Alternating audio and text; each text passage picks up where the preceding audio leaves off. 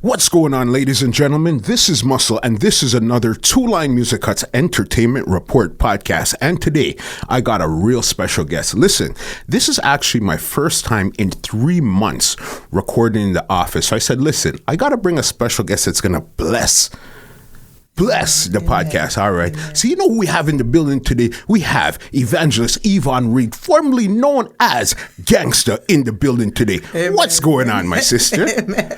Amen. It's going good. It's going good. Praise God. It's going good. All right. Everything is good with you. Everything is good with me. God has been good with me. All right. How did you survive the last 3 months and all this corona and all this stuff here? Through prayer and just trusting God and having faith in God, because fear is one of the major,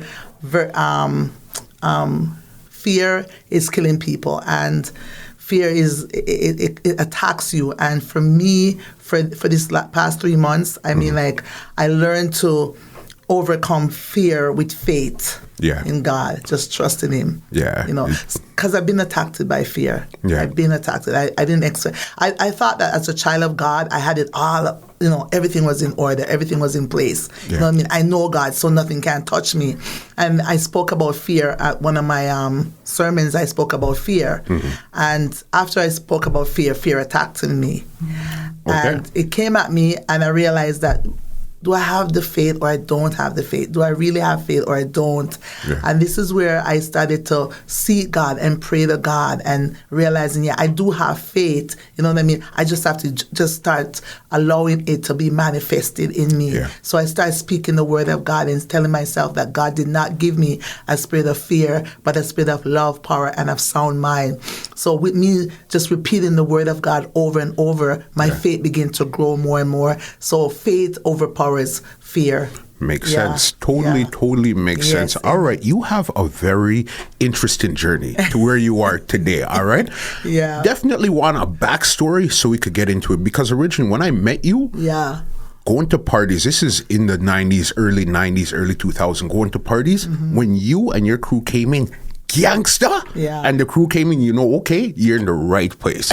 All right. Yes. So first of all, how did you even get your name Gangsta in the first place? I think it was my characteristic and my personality. I think it was, just always wanted to be the life of the party. Like even when we have family dinners at my home with my families and stuff like that, when things seems boring, I'm always the one to start up something. You know what I mean? And I think that just carry on over with me going into the dance hall and listen to the music and hearing the gangster music, and then just start adapting myself to the music and started just wanting to become that gangster that Beenie Man or Bounty Killer was talking about. So from there, I remember I went on the mic and I told Shotman. You remember Shotman?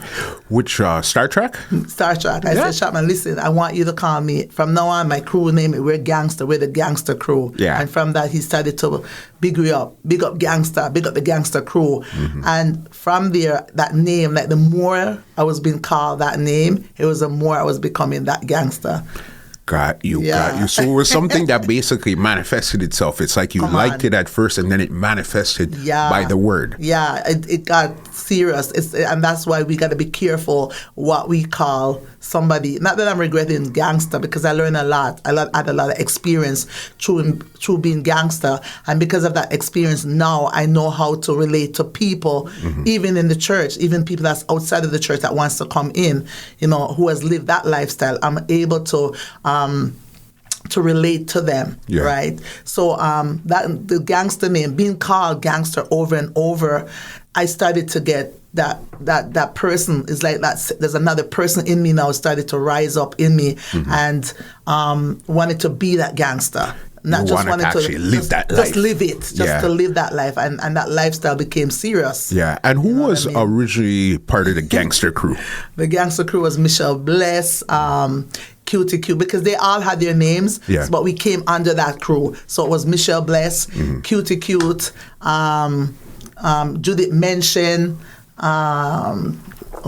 there's a Dion, there was a lot of us that came under that, the gangster crew. Yeah. First of all, it started originally with me and my friend Anne-Marie. Okay. I remember her. Yeah, and then after she kind of, went off on her own, so then that was a gangster crew. Yeah. That was a gangster crew. And all right, and as you said, the more you recalled it is the more you actually started to live it. What were some of the type of stuff you were actually getting yourself into at that time there? So now I'm drawing because now gangs are being they're attracted to me. A lot of gang in TO and in the city and in Jamaica, a lot of gangs started to draw to me because I had that name. So they now call me Muma, which means mother, mother gangster. So you're the mother of the gangsters. So they used to come around me and, I'll have their things on them. And, I was okay with it for them to be strapped. You mean knowing that they have their things on them. It was okay for me. And I kind of promoted too. I found that I was promoting gangsterism. And I was saying something went on. Like, for instance, if a crew disrespect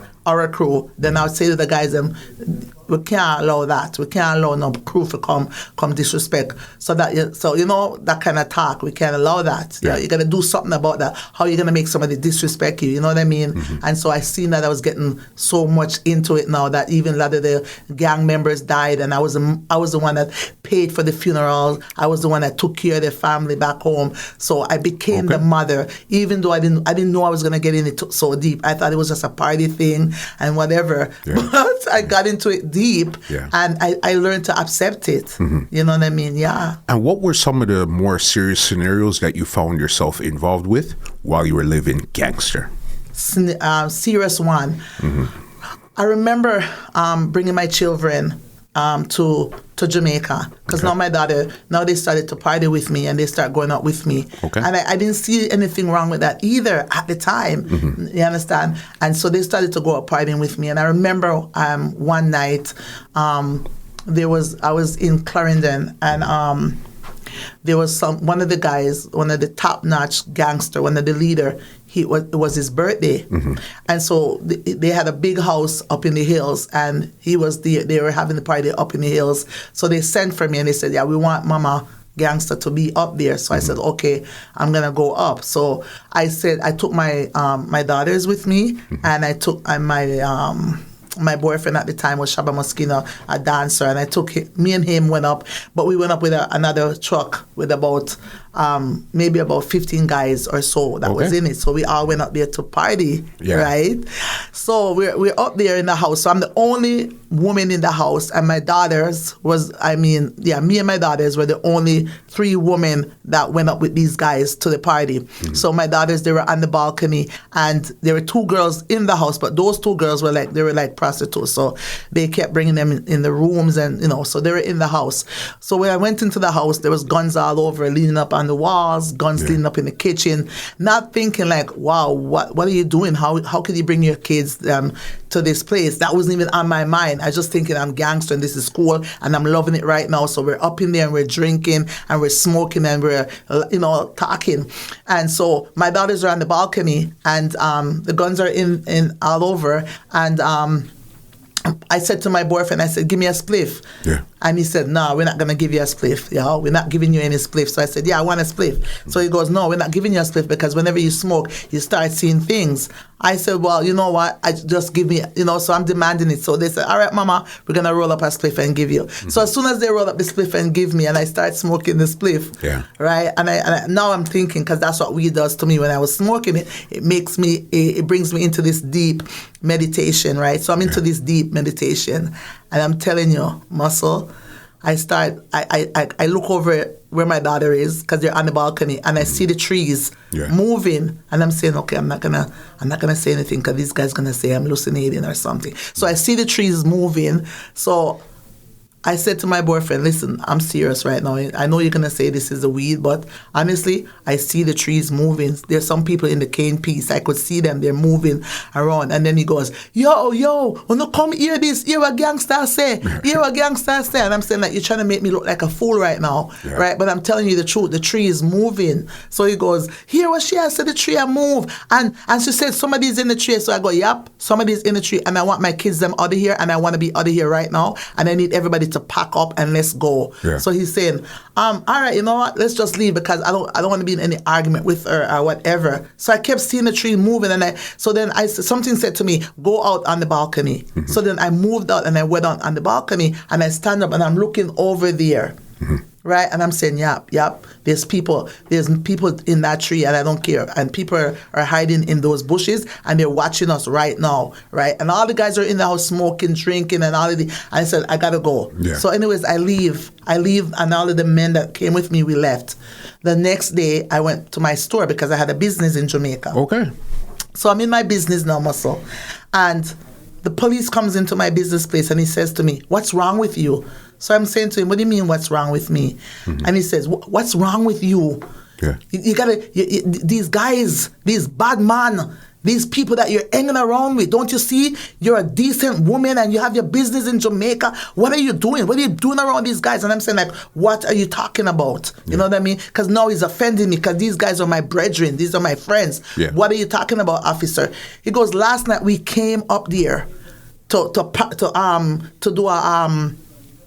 bust the place. Yeah. We come up there and nobody was gonna left alive because all those guys in the house was wanted. All those guys in the house was murderers. Yeah. They are all killers. So we come up there to finish them.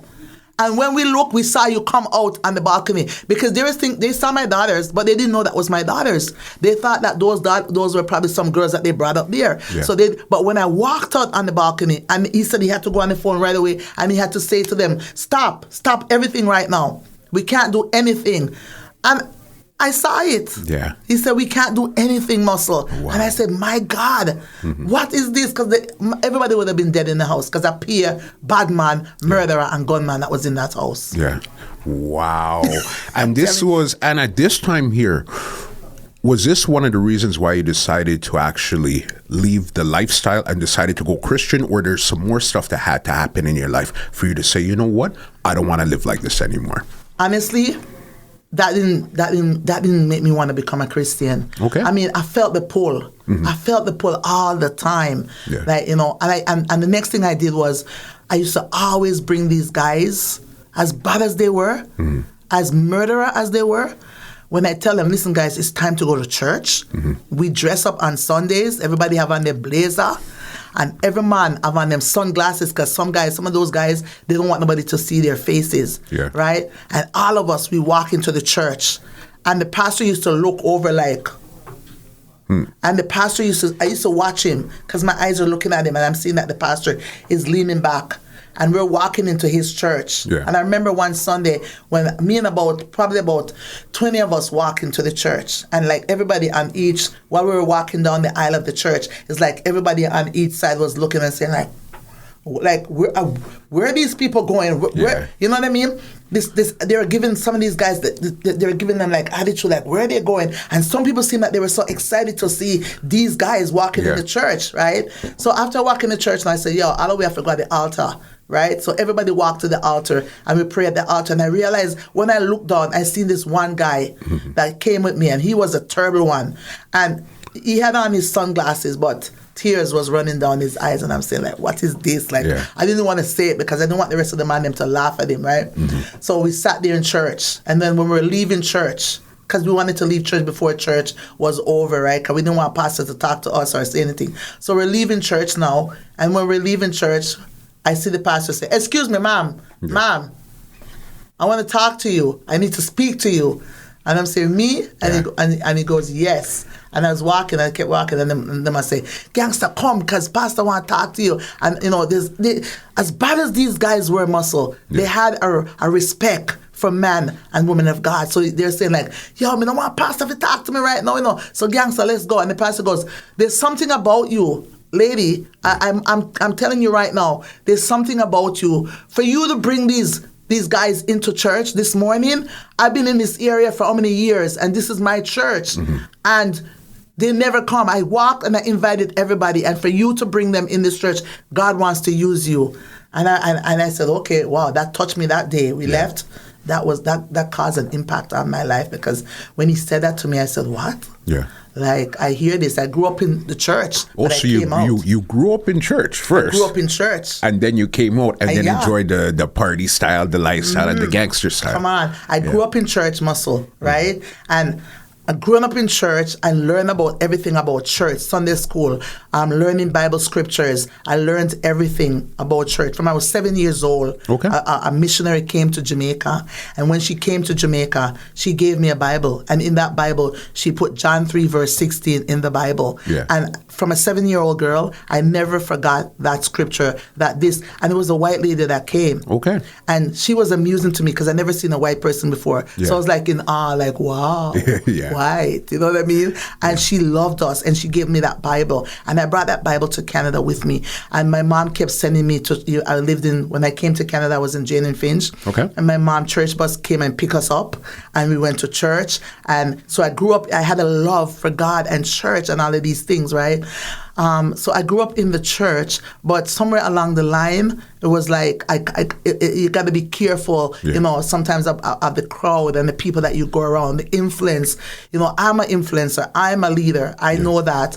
So, but I went around this crowd. I moved to another area, and I started hanging around and, you know, start growing into a teenager, start rebelling and coming out of the church and just living my own life. Yeah. You know, but God was always in me. It was always in me. That's why even when you were involved with whatever you were involved with, you always had that peace of Jesus, the peace of God inside of your heart. Come on. You know what I mean? Come on, muscle man. Yeah. I'm telling you, the peace of Jesus always in there. Yeah. You know what I mean? So that's why I was able to bring these bad man and gunman and all of these guys. I was able to bring them to church with me, you know. And that one guy, when he was at the altar, and that one guy, I remember him, when he cried at the altar that day, I said, yo, that guy is feeling it. Something is wrong with him. You know what I mean? But I was so on this gangster thing that I didn't have that counseling thing to sit down with him and talk to him. All I wanted to do was just hype. It was just about the hype, you know what I mean? And I remember, you know, a couple weeks after that, you know, he disappeared. Okay. He was gone. And when I heard that they killed him. Wow. And then I was in Jamaica at the time, and I was in Clarendon, and I remember I was walking. We were in the house, and I see the news come up, and they said that there was a guy's head that was cut off, and his head was placed on a tree stump in Lioneltown, and that's where I was from. Yeah. And when I looked, that was his brother. So something was going on that they just took them out, you know, took him out and took out his brother. Yeah.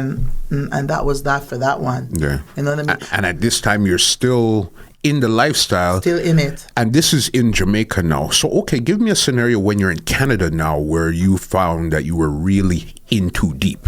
In too deep. Yeah. In Jamaica, I found I was in too deep. In Jamaica. Coming to Canada. So I'm going to share that now. So in Jamaica, everybody, you have a business, you're going to get extorted. Because the man them in the area, you know, the bad man them or whoever, you're gonna have to pay them, you know, because in their mind they're protecting you, right? So you got to pay them, right? So for me, nobody couldn't come to my shop and ask me, my business place to ask me to pay them, because I had a Don. Right, he was the leader of the area. He was the Don of the area. Now, as a Christian, God is my Don, right? But at that time, as a gangster, I had a Don. And so when any man come around, they couldn't touch me. They had to, you know, not even the police couldn't talk to me because I had my Don. You know what I mean? So, so one night, there was a big dance, and I said, okay, I'm going to meet my Don because he protects me, takes care of me. Yeah. So I just want him to feel good, you know what I mean? So I went to the big dance, and I took the microphone because you know me, I love taking the mic. Every dance I go, I take the mic. I got to make myself make everybody know that gangsters in the house, right? So I took the mic and I'm saying, I was bigging up everybody, and then I said, big up my Don, big up my Don. I big up, I don't want to call his name, but I said, big you up, you are my God. And I was under some serious Hennessy that night, yo. I was on some Hennessy. Yeah. I was frazzled that night. And the minute I took the mic and I said, big up my God, it was like the Hennessy gone. I did something wrong, and I don't know what I did. Yeah.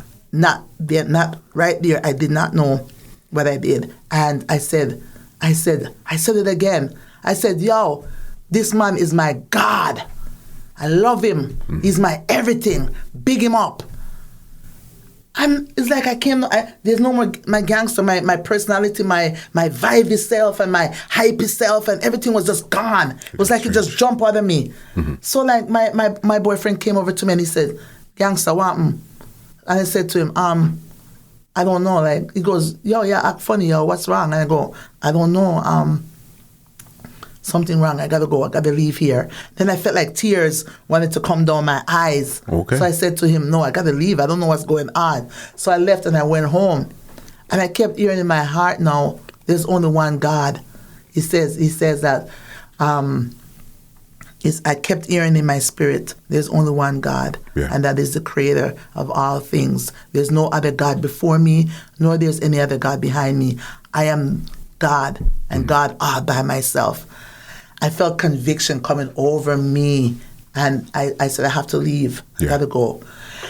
So I bought my ticket. Then the next morning, I heard some church song with Jay Bez singing, and then something happened with me and my Don, like I don't know if somebody went to him and said something to him about that I said, or I don't know what happened, but he came to my door, my grill, and he was mad at me, and he was angry at me, and he was never angry. He's always smiling with me. He's always protecting me. He was always there for me. So when he came at my grill at the house, and he was behind the grill, and he was so mad at me, and I was looking at him, and I seen like in his eyes like he would have just like killed me or something, right? And I saw that he had his piece on him. You know what I mean? Yeah. And he looked in my face and he goes, "If it wasn't one thing, I just murder you right now." And I'm thinking like my whole world, when he said that to me, Muscle. Yeah. It was like my whole world just falls apart, because this is the man that carried me in down there. He was the one that protect me and keep me away from everything. I was like my whole world just fall apart. And I'm saying, I got to go back to Canada. Canada is calling me. I haven't been there for 3 months. I got to leave here. Because if I don't leave here, like this fear was coming over me. So I left and I bought my next ticket. Boom. Came back to Canada. Now I'm back in Canada and I'm here, and so the first dance, I haven't been to this dance for a long time. So I went out, I got my hair, I got my lace front wig, $600. I got a bad shoes from Renfrew, $1,500. I was just on this. I just said, you know what, I'm going back to this dance and I got to be smashing. I got to, you know what I mean? Because I'm setting the trend. So I got to go in and I got to hype that night, because they haven't seen me for a long time. So I keep getting a phone call from Jamaica, like from my business place. There's two ladies in my business place. Both of them was Christian. I love them, Tamara and Lisa, and I love them. And so Tamara said, Lisa wants to talk to you, right? What's going on? Time's going. So I said, Lisa wants to talk to you. So I said, Lisa wants to talk to me what? Lisa said she had a dream and that you shouldn't go anywhere. And I said, pardon me? Yeah. What? What is this church thing? Like, what do you mean I have a dream and I shouldn't go anywhere? What? Pray for me then. Cover me under the blood. Then I'm gonna go to this party and whatever. So the night now I got dressed to go to the party. So it was my birthday too. It was July the 4th and it was my birthday. So I got dressed to So I got dressed to go to the party and everything now. So I'm going to this party. I'm well clean, right? And I started to drink a bottle of champagne, Moet. I was drinking a bottle of Moet before I went to the party. So now I reached to the party. In the day I went to the restaurant in the day before the party, and I was talking to this guy, this Minister Alvin, and he owned a restaurant on Eglinton. Okay. And I was telling him that, I was trying to trick him that day. I was trying to trick him. I was trying to boops him out and telling him, give me some money and, give me some food and, so whatever. So he was saying, he's giving us the food, but in the meantime, he's telling me, you need to go to church. Like, he was talking to me. Okay. Right? So I'm saying, what's going on with this? Everybody, this lady's calling me from Jamaica. Now I went here and this man is telling me that I need to go to church and everything. So I went to the dance tonight. No, I entered the dance. Before I went into the dance, my shoes heel just broke. Crazy. And my mom told me, whenever you're going anywhere and your shoes heel broke, say, you can't go there, so you have to turn back. Yeah. But I wasn't even listening. I just said, what, I'm going. So anyways, I went in the dance. I took the shoes and I hid it and I to fix it. So I went into the dance and we're drinking now. And now military sees me. Alan Ladd spots me. So Alan Ladd says, gangsters in the house. So now I'm getting hype. Yeah. Now I'm getting hype because the minute you call my name, ready. Something coming me, Yeah. So I'm saying, okay. So he goes, gangster under the house. Gangster, come say something on the mic, man. So I'm running now to go get the mic. So the promoter who's keeping the dance, he started to say, oh, me don't want them girl up on my mic. And I'm going to translate it to you because I know other people is watching. Yeah. But he was saying, me don't want them girl up on my mic. Them girl have some rubber and some bad girl and some teeth. Me don't want them on my mic. Me don't want them coming here. So anyways, I'm not listening to him. And it was about maybe 300 people he have or whatever. Yeah. So I'm not listening to what he's saying. Because I said, who does this guy think he's dissing up? Who does he think he's dissing up? I'm gangster. Nobody can diss me up in front of everybody. And it goes like that. So I'm walking towards this stage now. Me and him on the stage got into a fight. We got into a fight. In the dance? In the dance, on the stage. We're a war now, muscle. Yeah. We're a war now. So me I say, you know what I mean? So in my mind, all is in my mind is, I don't want anybody to see and to think that this man's gonna beat me up here and then you know what I mean, I'm gonna become a laughing stock. I'm not gonna be gangster anymore, I'm gonna be wangster. So you know what I mean, I'm not doing this. So anyways now this is going on. So so all of a sudden I seen these guys coming up to the mic, rushing to the stage. So I'm saying to myself, oh God, please God, let these guys be the ones that are just coming to break this up right now, because, this man's going to beat me. And I don't want nobody to see that this man, he can beat me. I don't know what was going to happen up there. So these guys run up on the stage, and all I felt was one punch in my face, one punch in my neck. What? I felt a kick in my back. I fly off the stage. I drop on my back. I didn't know anything else. Wow. I kept coming up, and I'm saying, God. Every time I'm coming up, I'm saying, God, please, God. Don't let me die in the dance hall. Don't let me die drunk. I'm drunk. Don't let me die like this, God. And I was just crying out to God and saying, my kids, like I keep, I felt like, and they were just, while they were punching me and kicking me, I was down there bawling out to God. They were kicking me everywhere, and I was bawling out to God. And then I started hearing gunshots all over the place, like gunshot like rain. Pop, pop, pop, pop, pop, pop, pop, pop, pop, pop, pop, pop. And I'm thinking, I'm dead. I'm done. Yeah. I'm done now. This is it. Because I've been in the dance hall, and I see many people die in the dance hall. I walk over there, people in the dance hall. So now it's my turn to die. I'm saying, God, please, one more chance. Must I say, God, just one more chance. You give me that one more chance, God, and I'm going to go out there and I'm going to win. So that's what was going in my mind. Next time I found myself at the hospital. Yeah. I woke up in the hospital. They said I wasn't going to walk again because 2 of my ligaments are gone. What? Yeah. 2 of my ligaments was gone from one of my foot. And so my mom was watching City Pulse 24. She saw me on the stretcher coming from under the dance and going in there. Then, and then so I was in the hospital and they told me I was going to walk again. Wow. And what was that feeling like, knowing that you're laying there?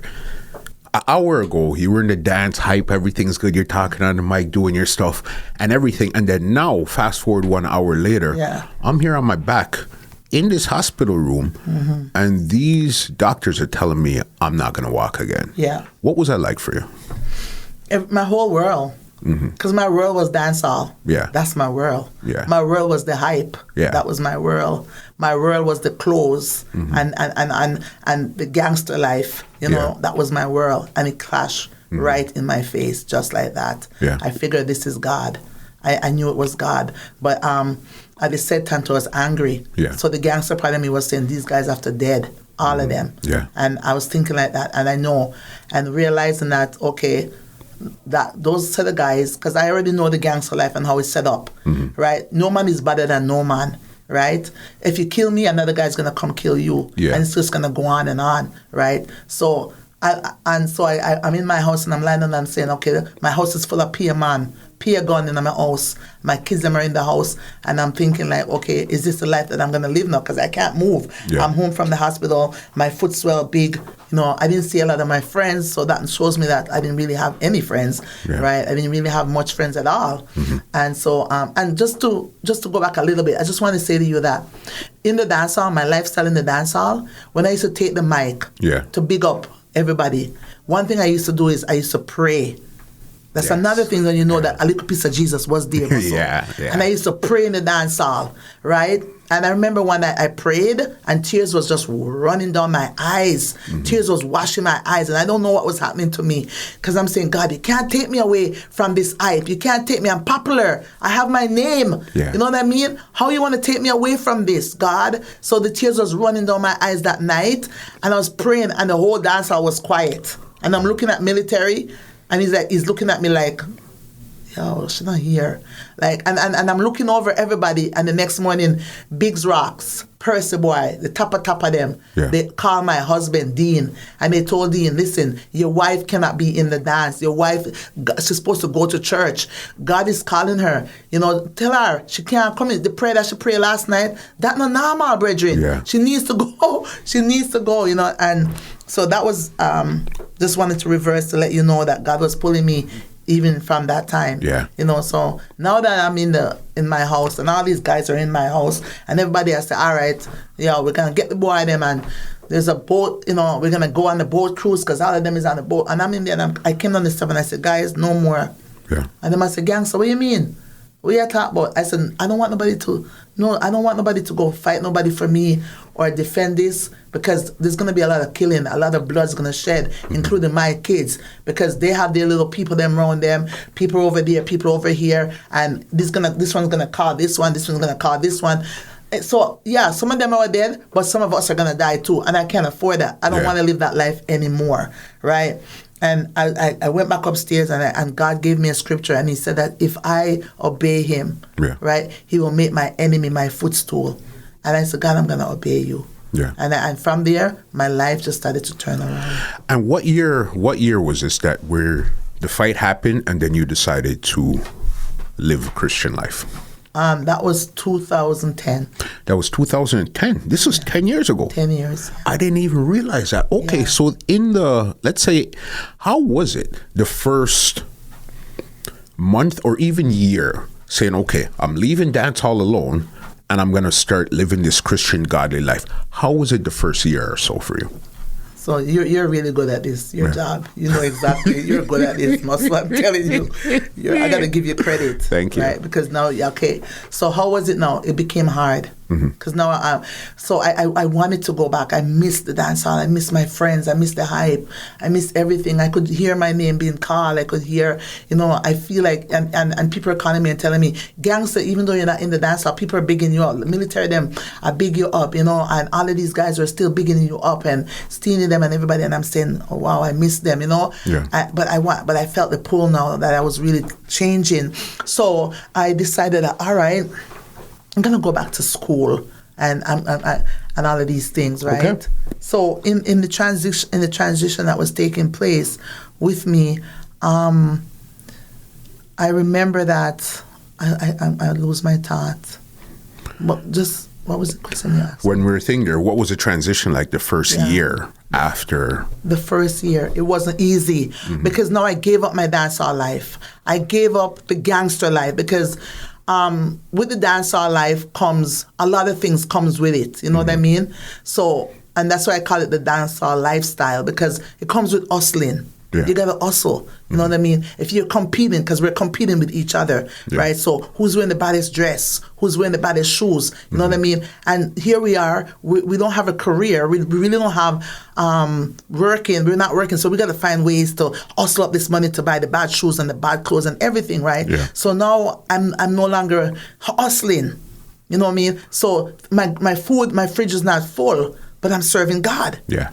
I'm not wearing these nice things anymore, but I'm serving God. So now the enemy's coming at me and saying to me, like, look at you. You just look like nothing. You don't have nothing. Like, is this God? Yeah. God blesses his people. Yeah. Look at you. So when I start seeing that now, my phone's ringing and my girlfriend's on the phone, and because those are my crime, my friends, my crime partners. These are the people that I commit my crimes with, and we do stuff together to hustle to make money now. So now one of my friends calling me on the phone, and I'm saying, she goes, Yvonne, what's up with that? And I'm going like, what are you talking about? God is not going to send you if you go out there and hustle to make sure that your children and you're living. Yeah. God is not going to send you for that. So put on your clothes and let's go. Like, go where? Okay, let's go we're going on the road.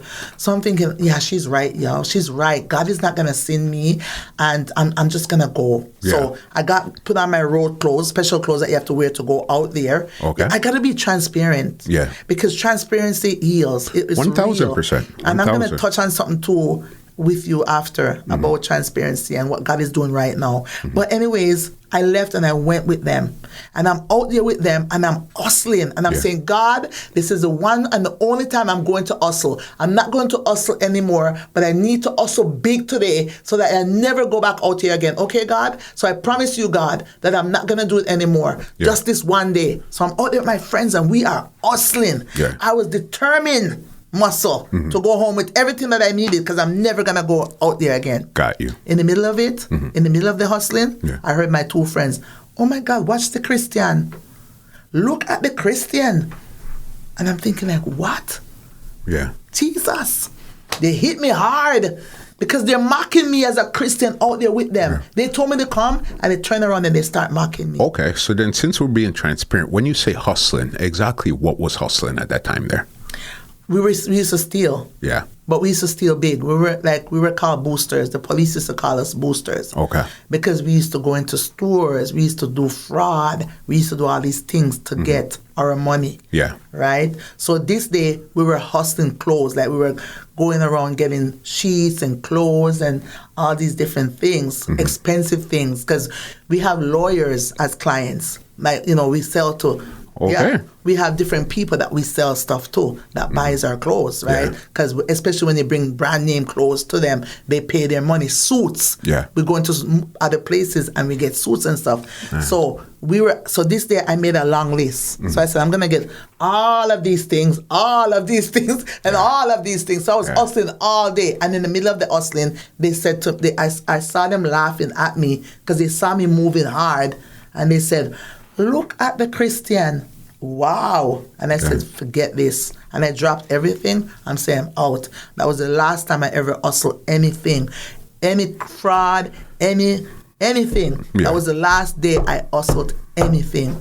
And I said, this is it, God. If you're going to help me, God, then you're going to have to provide for me because I'm not going back out there because you don't like that. Yeah.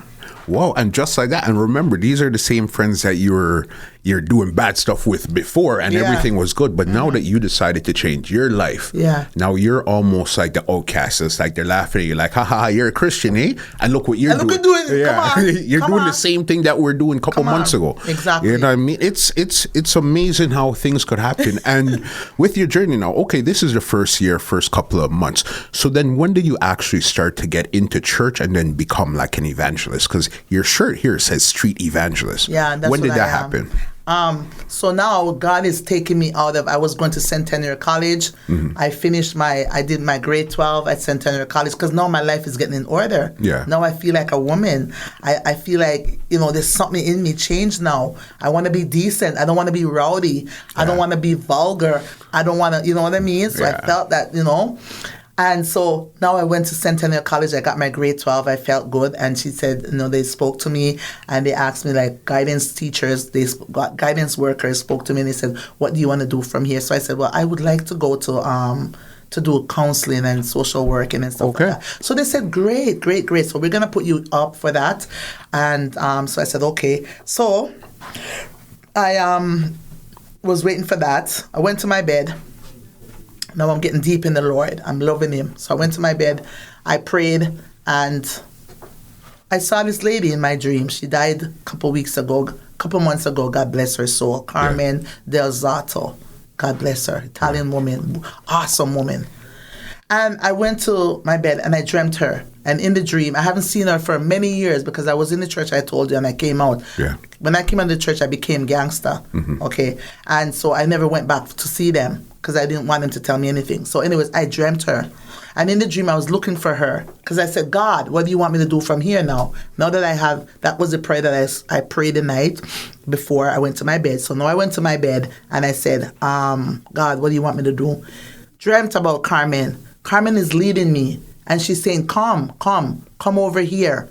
And no, wrong. I dreamt her grandson. Okay. And her grandson was saying to me, come, follow me, come. So when I followed her now, I said, this is Carmen's house. And then she goes, my grandmother is over there. And I see like all these books and all this stuff. And I'm saying, your grandmother is over there? Yeah. And he goes, yeah, go over there. My grandmother over there. And I woke up, I didn't know what that dream was. So I called this older woman from church and I said, Ma, please. This is another woman in my life. It's good to have these older women in your life. For sure. They never give up 100%. on you, no matter what. Nope. And Cleve Braithwaite was one of them. And she said to me, that dream that you have, if you ask God where God wants you to be, that dream is telling you that God wants you to go to Bible college. And I go, how so? How so, Ma? And Ma said, because Carmen is a professor at the Bible college. No, she didn't tell me that Carmen was a professor. She said, I want you to go to Canada Christian College and ask. And when you go over there, tell them your dream. I went there and I told the secretary my dream. And I said, I dreamt Carmen, and her grandson was telling me that she's over there. And the secretary said, my God, if there's anything realer than this, is your dream. Because God is telling you that you should go to Bible college. Yes, Carmen Delzader is one of the professors here at Canada Christian College, and her office is just around there. So I knew, so I got into the college. Just like that. Wow. And it's amazing how even through your journey from gangster, you always had something in your mind and in your soul that was always telling you, okay, move, don't do this, do this, listen to this, you'll dream this. So you're always in tune with what was going on. You know what I mean? Yeah. Wow. Yeah. It's crazy, the journeys that we all go through and the inspiration, because again, it's been about 6-7 months. I've been trying to get you in the studio. Amen. Because I know your story is amazing. Because again, when I was kids going to dance and stuff, when you're in a dance and you see you and the crew come in, you know you're in the right place. You know what I mean? And for you to make such a hard switch from being the pinnacle to now it's like, I'm going to move away from that. That's an amazing switch. Amazing. Because who can walk away from that? And so I pray now. And like this is what I wanted to say coming down right now. What time is it? Is it time for me to? We have 5 minutes. Amen. So, and I love this. I love this interview because I like to give testimonies. Because the Bible says that we overcome by the blood of the Lamb and by the word of our testimony. I've been there. And because I've been there and God can turn my life around, God can turn anybody's life around. And people always say that if God can change her, that's me, then God can change me. And I find out that there's a lot of young people that is watching me because they heard of me and they're in the dance hall now. So what's going on with me and what right now is that God is doing a shifting in my life. Because I pray to God and I said, God, well, first of all, when Preacher Man Lloyd kept his big dances, I said, Preacher Man Lloyd, I want to come there and pray before the dance. I remember the last Preacher Man Lloyd dance that I was at was Jeff was on stage with me, Nitro. Military was on stage with me, Alan Ladd, and some more. I don't remember if Steenie was there, but I remember that these guys were all on stage with me when I went to pray. And these I love them because they came up and yes, they bowed their heads and I prayed over them and I prayed for the dance hall. And it seems really crazy, like why would a pastor come into a dance hall and pray in the dance hall? But the Bible tells you that Jesus didn't come to save the righteous. He came to save sinners. He was a friend of sinners. And I want to be a friend of my friends who I want to see change their lives, because if I experience God the way I have, I want them too to experience God. So I'm saying I'm going back to the dance hall. I'm going back to the clubs. I'm not going back as gangster, but I'm going back as evangelist YVONNE REID. And so I prayed and I said, God, I wrote it on my Facebook. I said, dear God, please give me the dance hall. Please give me the club. Please give me the prostitutes. Please give me the strip clubs. Please give me the homosexual and give me the killers and the murderers. Please give me all of them. I prayed. I guess, give me the thieves. Give me the crutchers. Give me the fraudists. Give me them, God. Because if God gives me them, it's not me who's going to work on them, but God is going to work on them through me. And because I have access to that dance hall, I have access because I'm coming from the dance hall, so I can always go back in there. God will allow. I said, God, use me for that, and that was my prayer. And this is a very important part of this interview for me because I feel the passion of what God is doing for me right now. And I'm in the bathroom, Muscle, and I hear the Spirit of God says, "Are you ready?" And I'm saying, ready? Ready for what? I hear God, I hear the Spirit again. And next time, are you ready? Sometimes you pray so much that you don't even know what God is asking you, are you ready for? Is he asking me if I'm ready for my husband because I've been praying for one? Is he asking me if I'm ready to buy a house? I don't know what is it that he's asking me. So I was there, I'm just chilling and I'm working because I work with kids. And I love my job. So I put everything in my job. I put everything in I work with the company Option One, and I put everything in that company. I love my boss. I love my supervisor. I love them. So I work hard, and I love the kids them. So I work hard. But I said, God, are you ready? So I'm saying, what am I ready? Because when I work with these kids, the other day I baptized one in the bathtub. Yeah. And working in a group home, it's not an easy thing with these children. And the other ones are coming up to me and they go, Yvonne, I want to get baptized too. So when I go in there with God. I treat the worker, the staff, the team lead, I treat them with respect so they see God in me. You know what I mean? So what am I ready for? Boom. COVID comes in. We're locked in. Yeah. Church is locked down. Everything locked down. Dance hall locked down. Everything locked down. So people are worried about the virus, but I'm saying, no, God is sending a message. Because I always try to want to know, what is God doing in this? Anything you do, you got to ask God, what is it that you want me to learn from this? For sure. Or God, what is in this? So, Muscle, I'm telling you, I said, God, what is it that you're doing? And I get a phone call. British. I don't know if you know British. She was a part of our crew, the gangster crew. That was after we came, I kind of stringed off on my own, and I had a group of girls that was around me now, and they had their own crew, but we kind of joined together. British called me, and British said to me, Yvonne, we need you. We're keeping church now because we have something called Sleep Now Keep on Instagram in the nighttime. But, I came up with a suggestion to Delroy Famous that we want to do church. Yeah. And I said, church, okay. And they said, we want you to come on and share your testimony. Can you? And I went on there and I shared my testimony. And I said, wow, I shared. And I seen all of the loves pressing the button, pressing and stuff like that. So I'm saying, these people, they can relate to what I'm saying. Yeah. Something's going on here.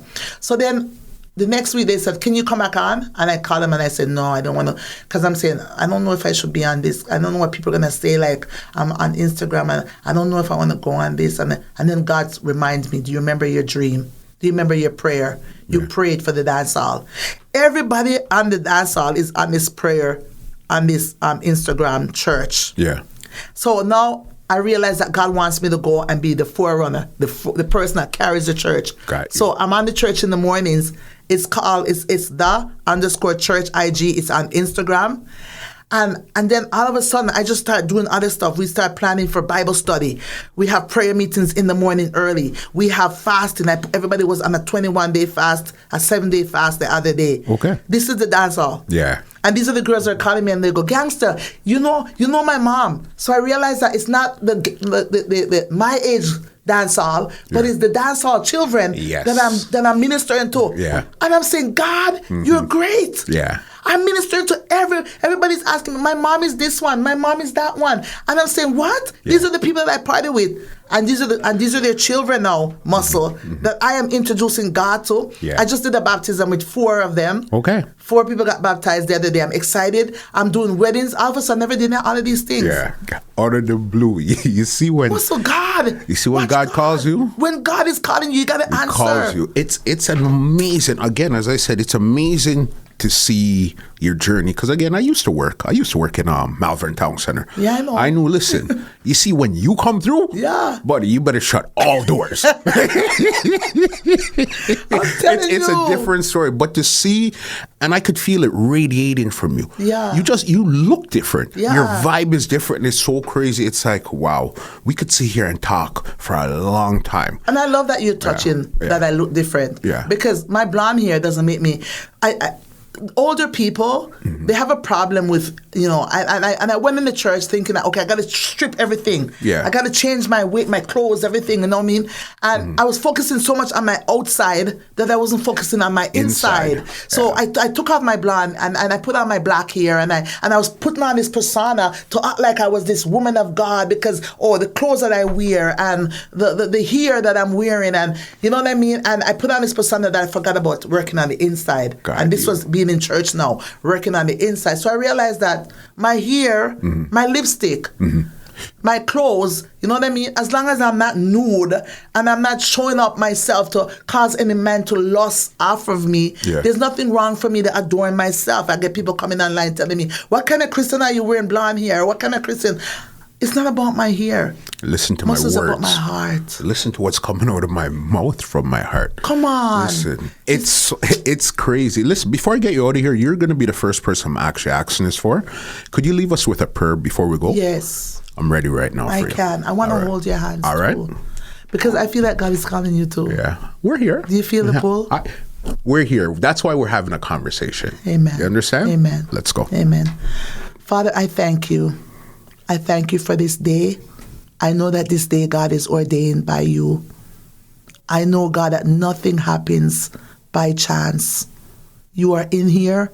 You're in the midst of us. Your word tells me, Daddy, that where 2 or 3 of us are gathered in your name, that you are here, and I feel you're present here.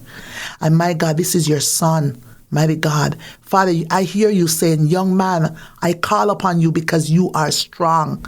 I call upon you because you are a great influence. I call upon you, Muscle, because you are a leader. I am calling upon you because when you go forth, many will follow. I see you as a Moses apart the Red Sea that brings your brother and your sister cross over to me. I am calling you, says the Lord. Father God, I ask you to bless this place.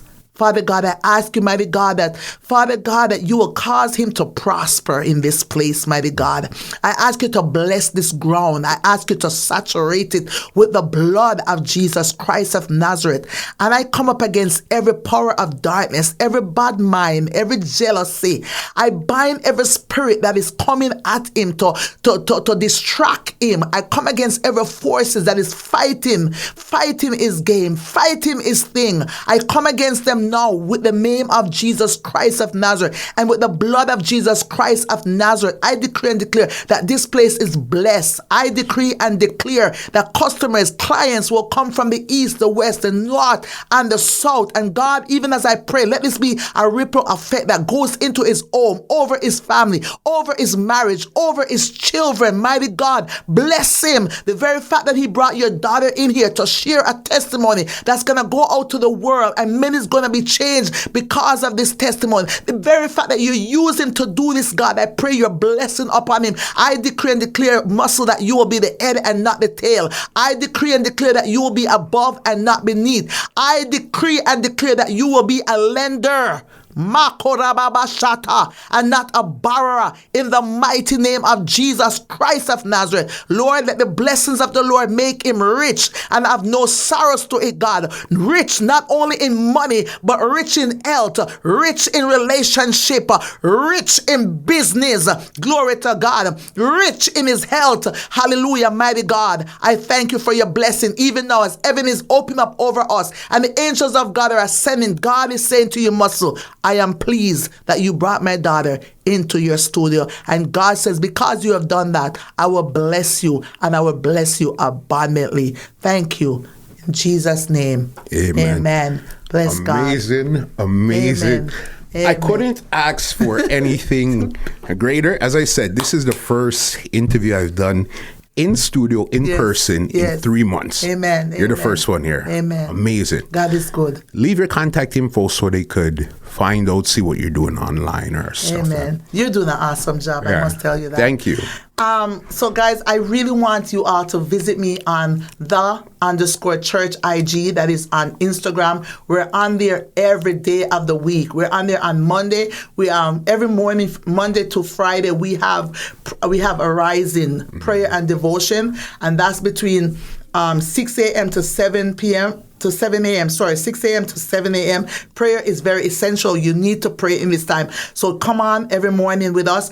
Also on Tuesdays, we have Declaring the Word, where we do interviews. We talk about different topics, pornography, witchcraft. We talk about health. We talk about a lot of different things that the church needs to help us to grow in the church. Okay, so we have Declaring the Word. We also have on Wednesdays, we have discipleship. Everyone who wants to get baptized, everyone that's been baptized, we have discipleship discipleship class there. We have a great pastor, Pastor Jermaine. He's doing awesome. And Pastor Carlton Cohen, they're both there and teaching you on discipleship. On Thursdays, I am back, Mama Evangelist, because that's what they call me on there. So Mama Evangelist is on there on Thursdays. And what we're doing on Thursdays is we're doing Bible study. On Fridays, we have testimony. We have young girls and people come on and share their testimony, where God is taking them from to where they are now or where they're going. So we want you to come on. On Saturdays, we have Fit for You. All right. So we're going to talk about your health. We talk about eating properly and all of that. And on Sunday, we have church. So guys, blessings. Thank you. Got you. It's been amazing. Listen, from a gangster in the streets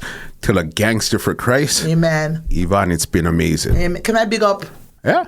I want to big up Delroy Famous. I want to big up Snoopy. I want to big up Snoopy the DJ on the church. Delroy Famous, the host on the church. I want to big up British, the CEO. I want to big up Lisa, Minister Lisa. I want to big up Pastor Jermaine James and Pastor Carlton Cohen. And I want to big up the whole church, all of you. I want to call all your names, but I don't want to call one name and forget the rest. So I'm just going to big up the whole church, guys. I love you. Mwah, mwah, mwah. And I want to big up Sister Faith in Jamaica. Amazing, amazing, amazing. Well, ladies and gentlemen, this is Muscle, and this has been another Two Line Music Hut's Entertainment Report podcast, and we are out. Amen. That was powerful. This podcast is brought to you by www.twolinedmusichut.com.